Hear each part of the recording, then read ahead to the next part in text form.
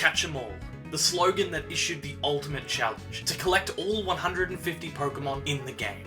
Well, so you thought. Despite catching them all being the tagline of the franchise, the act of doing so hasn't been possible within a single pair of games since Red and Blue. The line itself didn't even survive past Generation 3. As the titles kept releasing, of course it was going to become harder and harder to catch every Pokemon to keep in a single collection. While we sit now comfortably at about 1,000 Dexable Pokemon, it's no surprise that it would be quite the undertaking to log them all. But personally, I believe the true origin of this problem lies in the special subsection of Pokemon known as Mythicals. A mythical Pokemon is commonly agreed upon to be a subsection of legendary Pokemon that were not able to be obtained by simply playing the game. Back in the day, you'd grab your Game Boy, head on down to the local GameStop or EB Games, and they would use a special distribution cartridge so you could receive a special Pokemon. Thankfully, for the most part, these mythical Pokemon would be pushed to the end of their respective regional Pokedex. So if you didn't have any, you probably wouldn't even know they were missing, unless you had a friend at school that would flaunt his Deoxys around. Then you knew you were missing out. Over time, as we reached the DS era, a lot of these Pokemon were given out over Wi-Fi, though that didn't make them much more abundant. Time limits were still in place to make it impossible to legitimately get these events these days. I mean, there's always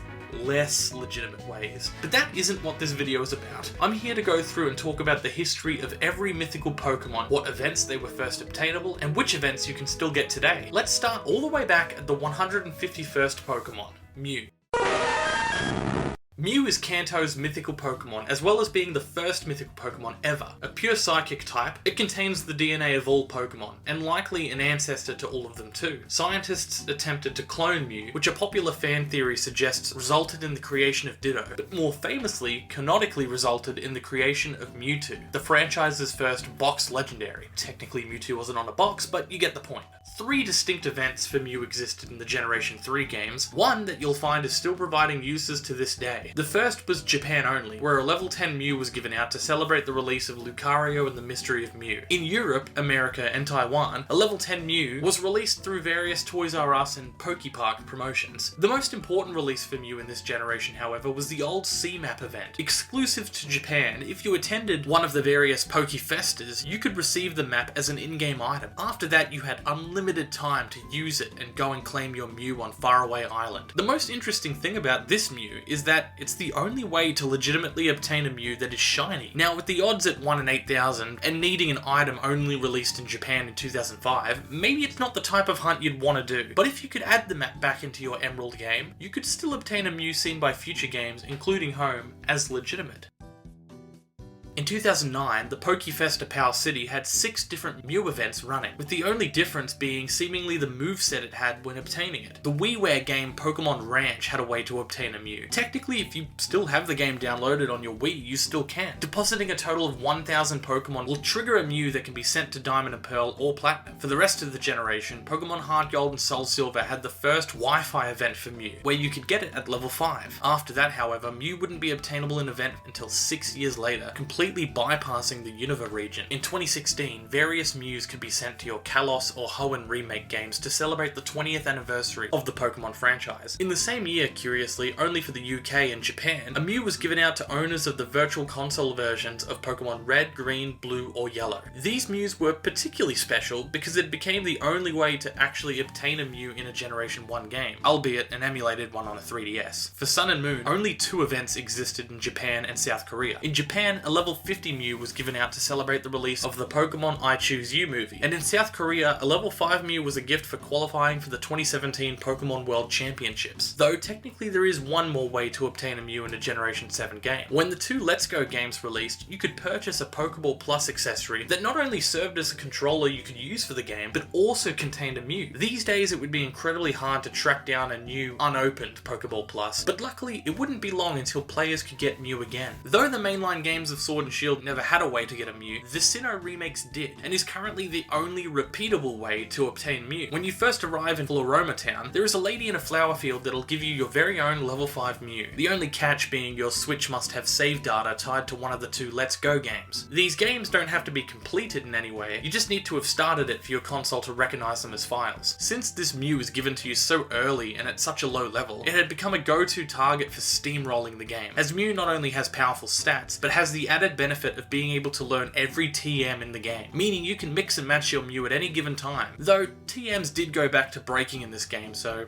be careful. During a Pokemon Presents last year, it was announced that a distribution was going live in Scarlet and Violet to give every player their very own Mew, each with a different Terra type. It would be random which Terra type you received. That being said, you could always change it in Medali if you wanted to. This was to coincide with the Mighty Marked Mewtwo raid, which you could use your trained up Mew to defeat and capture it.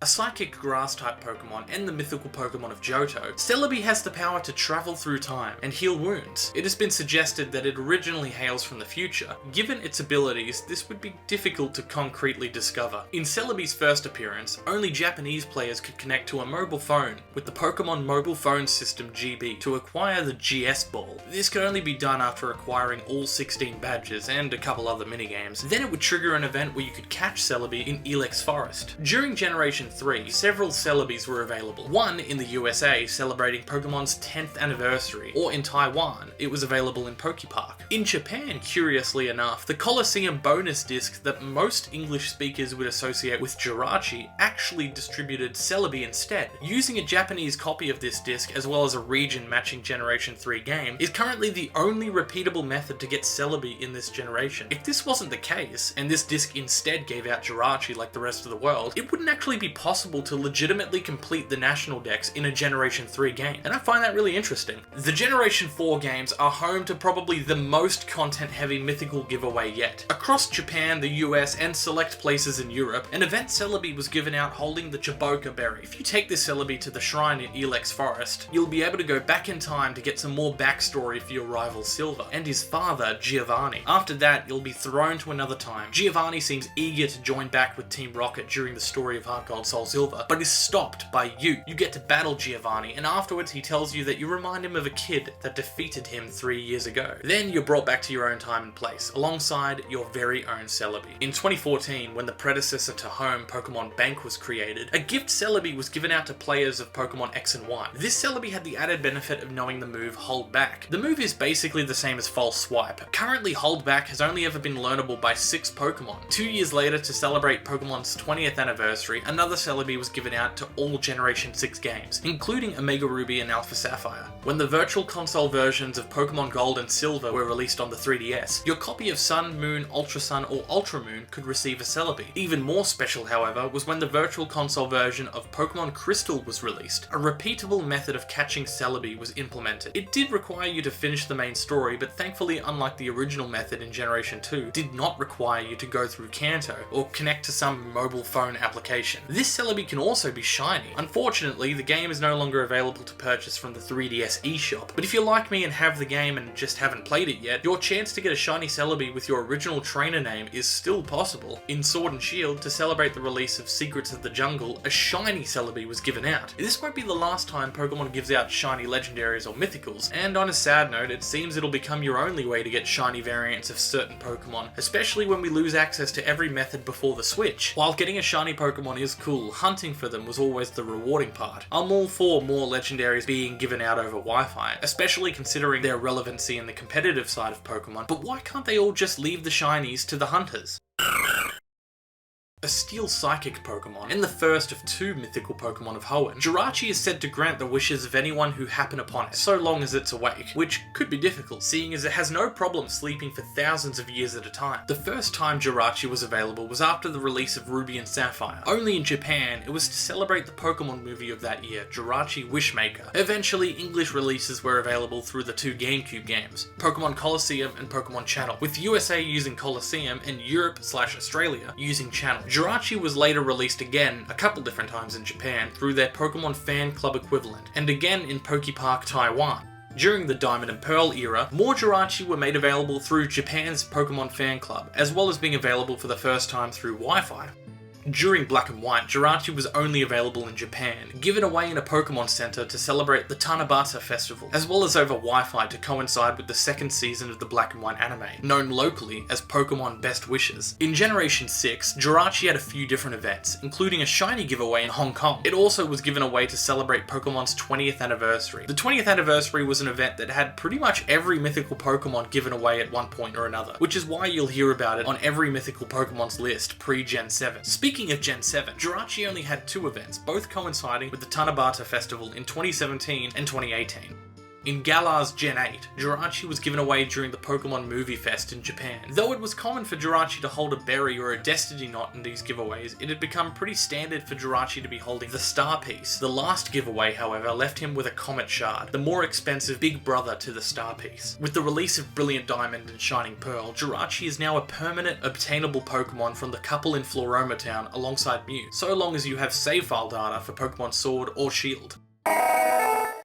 Beginning life as an alien virus, the pure psychic type Deoxys underwent mutation when arriving on Earth to become the adaptable Pokemon it is today. It has many forms which help boost specific stats, all of which can usually be obtained by taking Deoxys to various meteorites in any given region. During its home generation of 3, Deoxys had a myriad of Aurora ticket giveaways that would send you to Birth Island. There you could battle and catch this mythical Pokemon. In this generation, and this one alone, Deoxys' various forms would be fixed to whichever game it was transferred to. Ruby and Sapphire had the default form, whereas Fire Red had attack form, Leaf Green had defense form, and Emerald had speed form. Until Generation 4, if you wanted your Deoxys to be a certain form when you battled, you had to battle in that specific game. The other notable event during this generation was a Deoxys given out in real life at the Houston Space Center to commemorate Pokemon's 10th anniversary. In Gen 4, Deoxys' first giveaway was to celebrate the 10th Pokemon movie, that being the Rise of Darkrai. This and another event Deoxys were curiously holding the item Never Melt Ice. Maybe it being from space has something to do with that? I don't know. It went on to be available again in its various different forms by completing a special mission in Pokemon Ranger Guardian Signs. This mission needed at least 2 people to complete, and only the person who started the mission could claim the Deoxys, but the other person could always start the mission on their cartridge and get your help. To celebrate the release of the TCG expansion Black and White Plasma Freeze, a Deoxys with the OT Plasma was given away over Wi-Fi and in Pokemon centers in Japan. It held the Life Orb, which was a very valuable competitive item at the time and was typically more expensive to obtain in-game than it is these days. Finally, in Generation 6 in the Hoenn remakes, Deoxys was made obtainable repeatably at the end of the Delta episode post-game mission. Similar to Celebi, while this Pokemon does have a repeatable method, its method predates the Switch, so if you want to get one before the ties to Bank and Home are severed, you better bust out that cartridge. A pure water type, as well as being the first non-psychic type mythical, Manaphy is first given to the player as an egg. This is also the only mythical or legendary that can breed. Any eggs spawned from this matter will always hatch to be its counterpart Phione.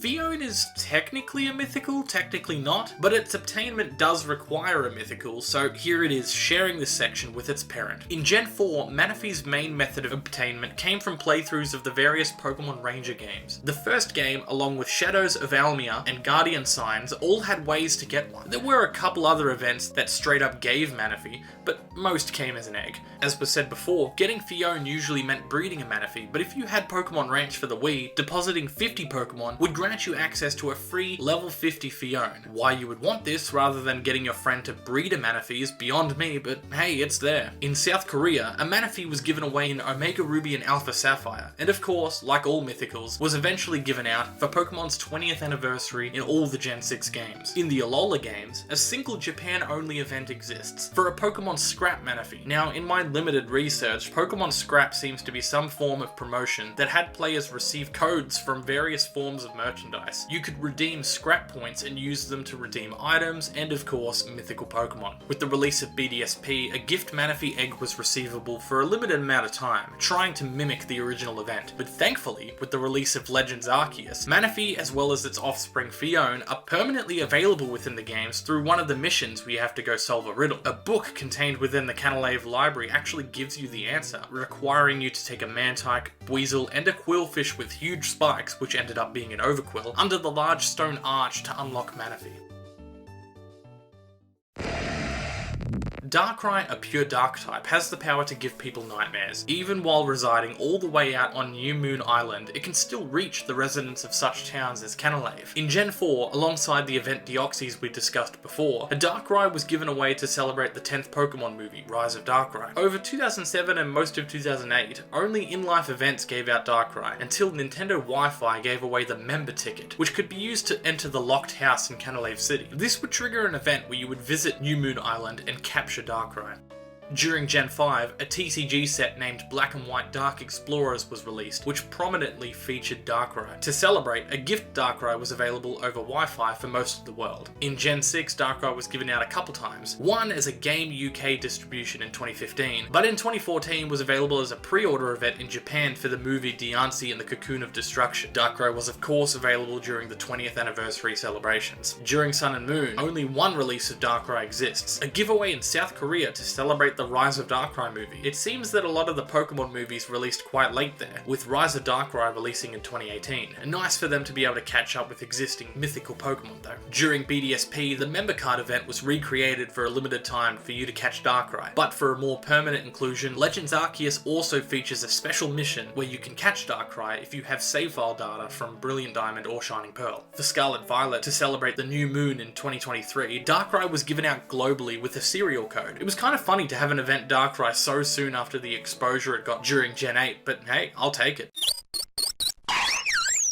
While Shaymin's not the first mythical Pokemon to have forms, it does have two distinct ones. Its land form being a pure grass type, and its sky form being a grass flying dual type. It has a strong association with flowers, and even uses one named the Gracidia flower to change into its sky form. During Gen 4, two distinct events existed for Shaymin, one for the movie tie-in, and the other receiving Oak's letter for an in-game event. You got to go to the Flower Paradise and catch Shaymin yourself. Like a lot of the in-game mythical Pokemon events, this one can be shiny. In Black and White, a single event in Japan gave away Shaymin as a Pokemon Center thank you event. In Gen 6, the Pokemon Scrap campaign I mentioned earlier was capable of netting you a Shaymin. There was also a strategy guide gift Shaymin for players in South Korea, or you could wait for the 20th anniversary where Shaymin was released basically globally. To celebrate the 20th anniversary of real-life Pokemon Centers, Shaymin was available for distribution in the Generation 7 games. And finally, in Gen 8, BDSP repeated the Oak's Letter event, as well as having a mission available to capture it in Legends Arceus if the player has save data for Pokemon Sword or Shield. The fourth wheel to the creation trio of Sinnoh, Arceus is a normal type that has the added benefit of being able to become any type as long as it holds the respective plate. The Pokemon Arceus is merely an avatar used by the creator Arceus, as its true form is unknown and likely not even a Pokemon. Originally, Arceus was supposed to have an in-game event like the rest of the Sinnoh mythical Pokemon, though strangely and quite famously, Game Freak deemed the event item the Azura Flute too confusing for players, even though the event was basically identical to previous ones. Instead, Arceus was given out in various Toys R Us and cinemas. This Arceus triggered events in both Platinum and Heart Gold Soul Silver. In Platinum, a hiker will essentially give you a history lesson on the origin of Sinnoh. In Heart Gold and Soul Silver, a more exciting event triggers, where you not only get to meet Cynthia, but are also bestowed an egg containing one of the creation trio. These will all hatch at level 1, making them very unique legendary Pokemon. In Gen 5, the Global Link was used to receive an event Arceus. Entering the Dream World will spawn Arceus in Entry Forest. If you want to add it to your party, you'll get the chance to battle and catch it. In Gen 6, a couple Arceus were available in South Korea and Singapore, but in Japan, a long list of Arceus were available that each came with a special plate that changed Arceus' type. Since a normal plate didn't exist, Silk Scarf Arceus was also available, in regular and shiny variants. If you waited a little longer though, like most, every mythical Pokemon, including Arceus, was available for the 20th anniversary. In Gen 7, an exclusive event in Japan was available through the famous CoroCoro magazine, giving away Arceus. Finally, as you may have guessed, Arceus was made available in Legends Arceus. After collecting all 242 Pokemon in the main Hisui dex, you get to battle Arceus as your trainer. A deceptively hard fight, but beating it allows you to take an Arceus with you on your journey. With the save file data of a completed Legends Arceus file, the originally cut Azura Flute event would be unlocked in the Gen 4 Remakes BDSP, allowing you to climb Mount Coronet and reach the Hall of Origin, where you can find and catch Arceus. Like some of the other Gen 4 Mythicals, these events were the last time they were ever available shiny. Luckily, this also carries over into the remakes. Sadly, after Arceus, all Mythicals were only ever available shiny if they were released shiny, which some, including our next Pokemon, never have been. The first mythical Pokemon of Unova, the psychic fire-type Victini has been known to have absolute control over luck, which is why it's never been allowed in any official tournaments. It's also the only Pokemon to ever be designated to Pokédex number 0, as it was in its home regional list. The first event for Victini happened shortly after the launch of Black and White. Of course, as usual for all pre-Gen 6 games, Japan received this one first, but eventually worldwide, everyone was able to receive the Liberty Pass over the Mystery Gift Wi-Fi channel. This special pass gave you you access to the Liberty Garden, essentially a stand-in for Liberty Island from New York. There you got to go inside the lighthouse and visit Victini's room, battle and catch it. Later in 2011, another Victini was handed out over Wi-Fi to tie into the Victini film. This one had both Zekrom and Reshiram's signature moves in Fusion Bolt and Fusion Flare. Then, as a nice Japanese 2012 Christmas present, Pokemon Centers gave out their very own special Victini that not only had the secondary signature moves of Zekrom and Reshiram in Blue Flare and Bolt Strike, but also the signature move of the third member of the Teo trio, Gyurem, in Glaciate. During the Scraps campaign, Victini was an available mythical Pokemon to redeem. This one, like most Victinis, had its signature move V-Create. For Pokemon's 20th anniversary, of course, Victini was available, though this one was missing its V-Create move. And finally, for pre-ordering Sun and Moon, a Victini was available that did have V-Create, but only 3 moves in total. Very strange. In Sun and Moon, one distribution exists. In Japan, a Pokemon Center gave one away in an in-life event. And in Generation 8, to celebrate the 2022 Pokemon World Championships, Victini was given out worldwide with the unique held item of the Staff Berry. The fourth and adopted child and partner of the Swords of Justice, the water fighting type Keldeo was raised by them and taught how to fight. It's the only out of the 4 to have a special form called the Resolute form, which simply signifies the Pokemon knows the quartet's signature move, Sacred Sword. During Black and White, Keldeo was available as a movie tie-in giveaway. Later on during the sequel games, Keldeo was available through Wi-Fi, where he could finally be transformed to his Resolute form. In Gen 6, Keldeo was one of the mythical Pokemon available during the Scrap campaign, as well as part of the strategy guide gift in South Korea. Of course, Keldeo was also part of the 20th anniversary celebrations. That brings us to Sword and Shield, where Keldeo was a permanent addition to the Crown Tundra DLC, a reward for catching all 3 Swords of Justice and taking them to the Curry Bowl underneath the Dyna Tree. Thankfully, that's another mythical Pokemon that we'll always have access to for the foreseeable future.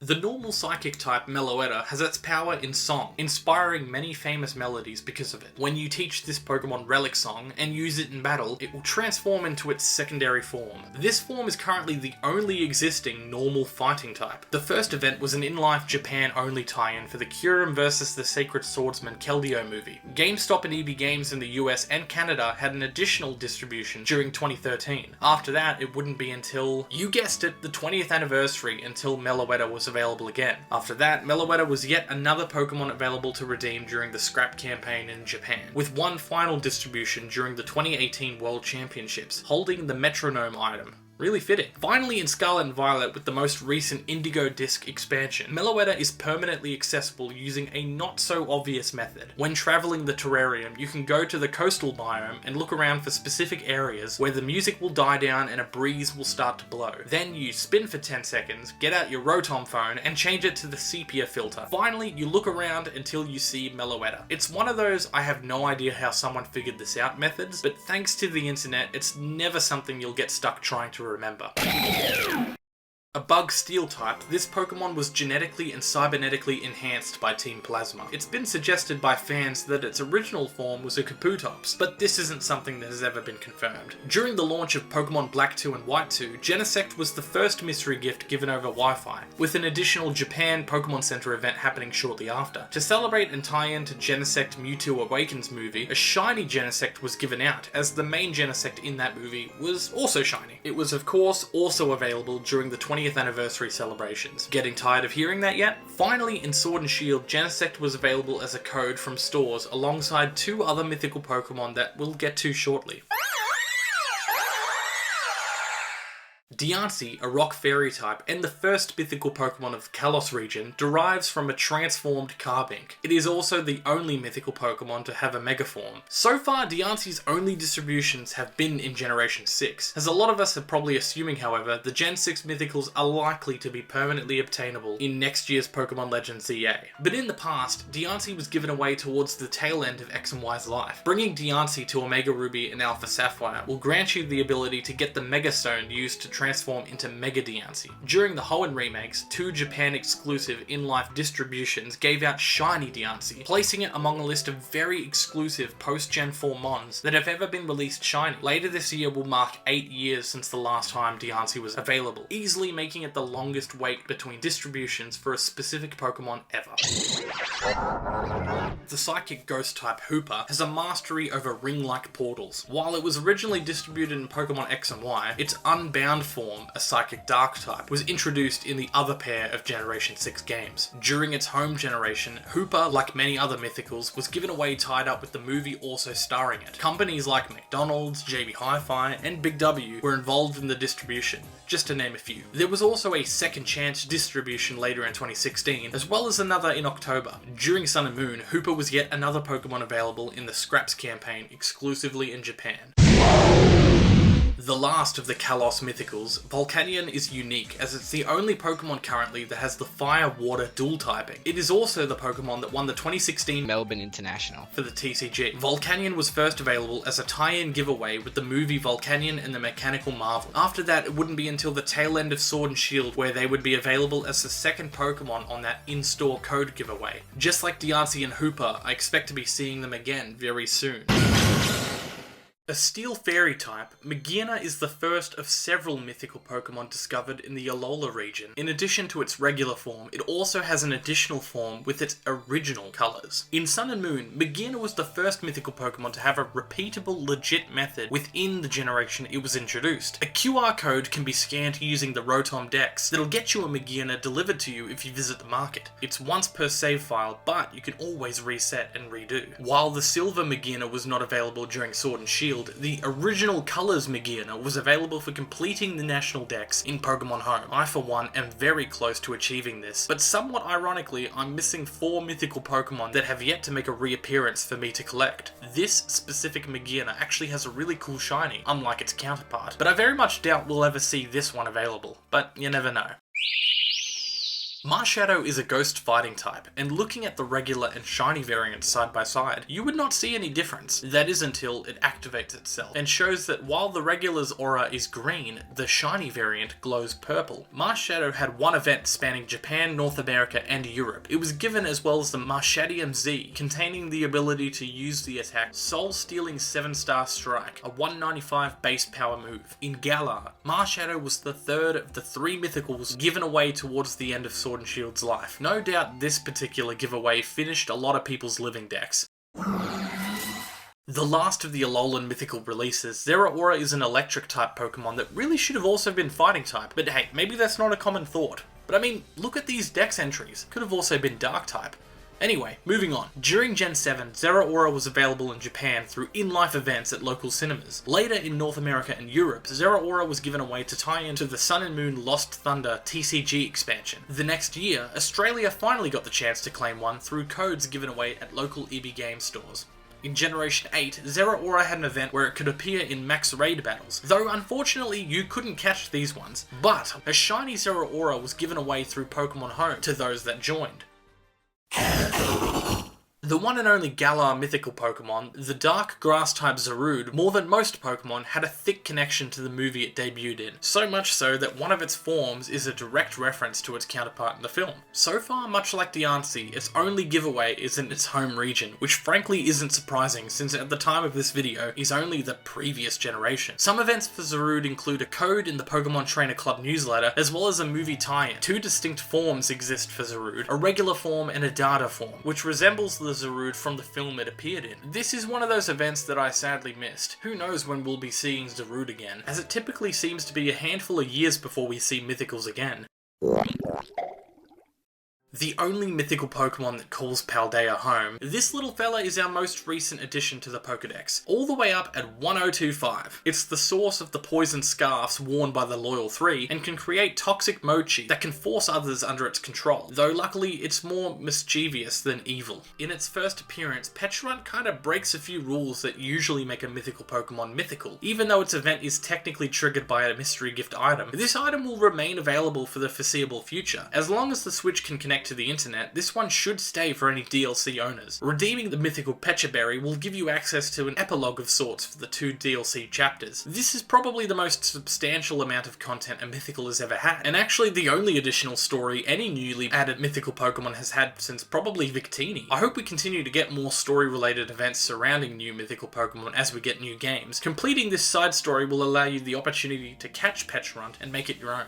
I'm glad we get to end this list on a positive note. A lot of this list just feels a bit sad these days. Events that people will never get to experience, and Pokemon lost to the sands of time. Luckily, as we've seen in Legends Arceus and even Scarlet and Violet, Pokemon seems to be heading in a direction that is very mythical positive, making them easily accessible for everyone. As we get closer and closer to the closing of Pokemon Bank, that sort of accessibility will be paramount when it comes to completing a new living dex. Cutting off the older games sucks, but if it has to happen, I'm at the very least glad they're doing what they can to make it hurt less. At the current moment, the only Pokemon missing from the mainline Switch games are a lot of these mythical Pokemon, so hopefully with the upcoming Legends ZA, we can begin to remedy a lot of these gaps in the decks, starting with these 3. If you want to see any more Pokemon content, or just more videos from me in general, please subscribe. I'll have more of both coming leading up to the release of Pokemon Legends ZA. I'll catch you later, and thank you for watching DaAcorn.